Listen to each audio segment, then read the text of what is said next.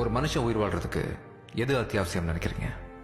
ஆரோக்கியமான சாப்பாடு, நிம்மதியான தூக்கம், அப்படியே முடிஞ்சா ஒரு அழகான பொண்ணு கிடைச்சா அது அம்சமா இருக்கும்.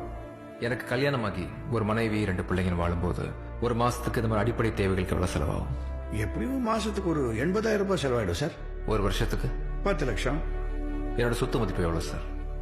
1 லட்சம் கோடி சார். இந்த 1 லட்சம் கோடியை வச்சு நான் எத்தனை வருஷம் என் குடும்பத்தோட வேலை செய்யாம சாப்பிட்டு சந்தோஷமா உயிர் வாழலாம்? கொஞ்சம் கணக்கு போட்டு சொல்ல முடியுமா? பகவானே, இதுக்கு ராமானுஜன் தேவை. 1 மினிட். 10 லட்சம் வருஷம் சார். 10 லட்சம் வருஷம். எங்க அப்பா எத்தனை வயசுல செத்தார் சார்? 65 வயசுல. என்கிட்ட இருக்க இந்த 1 லட்சம் கோடியை வச்சு சொந்த ஹாஸ்பிட்டலும் இவ்வளவு மெடிக்கல் டெக்னாலஜியும் இருந்தும் எங்க அப்பாவை எக்ஸ்ட்ரா ஒரு நாளாவது காப்பாற்ற முடிஞ்சதா? இந்த 1 லட்சம் கோடி பணம் நான் சாக போற கடைசி நிமிஷத்துல இன்னும் ஒரு நாள் எனக்கு கடைசியா வாழ்க்கை கொடுன்னு கேட்டா கொடுக்குமா? இல்ல சார். என்னோட 3 தலைமுறை சந்தோஷமா வாழ்றதுக்கு 100 கோடி போதும். அதுக்கு மேல இருக்க பணத்தை வச்சு நான் என்ன செய்ய போறேன்? கிருஷ்ணா சார், சார் இங்க பாருங்க. நம்ம சுதந்திர இந்தியால 3 வேளை சொத்துக்கு வழி இல்லாம இருக்கிறது எத்தனை பேர்? 20 கோடி சார்.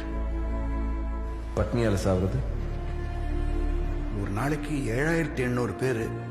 மருத்துவ வசதி இல்லாம சாகுறது ஒரு நாளைக்கு 4,900. இந்தியால தினமும் 3 வேளை சொத்துக்கு வழி இல்லாம சாப்பிட 20 கோடி பேருக்கும், பட்னியால சார 7,800 பேருக்கும், மருத்துவ வசதி இல்லாம சார 4,900 பேருக்கும் நானும் என்ன மாதிரி பணக்காரங்க தான் காரணம். தேவைக்கு மீறி நான் வச்சிட்டு இருக்க என்னோட பணம் சாப்பிடாத எத்தனையோ ஏழை மக்களை பட்னி போட்டுட்டு இருக்கு. அதனால என் தேவைக்கு மீறின என்னோட பணம் என்கிட்ட இருக்க வேணான்னு நான் முடிவு பண்ணிருக்கேன். உன்கிட்ட இருக்கிறத நீ இல்லாதவங்களுக்கு கொடு. ஒரு நாள் நீ இல்லாம இருக்கும்போது அது உன் கைக்கே திரும்ப வந்து சேரும்னு என் அப்பா நான் சின்ன வயசுல இருக்கும்போது அடிக்கடி என்று சொல்லுவார். அதனால என் அப்பாவின் கனவை நிறைவேற்ற இனிமே நம்ம விஜி குரூப் ஆஃப் கம்பெனிஸ் ஏழை மக்களின் நலனுக்காக செயல்படும். சாப்பிடுற அரிசி பருப்புல இருந்து சோப்பு, சீப்பு, கண்ணாடின்னு நடுத்தர மக்களுக்கு தேவையான அனைத்தையும் தயாரித்து லாபம் இல்லாம ரேஷனுக்கும் குறைவான மிக குறைந்த விலையில மக்களுக்கு கொடுக்கும். இந்தியாவில் இனிமே பிச்சைக்காரங்க இருக்கக்கூடாது, பசியால யாரும் சாகக்கூடாது. எல்லா ஊர்லயும் பசிக்கிறவங்களுக்கு அன்னதானம் போடும். இந்த ப்ராசஸ் ஆரம்பிக்க எவ்வளவு நாள் ஆகும்?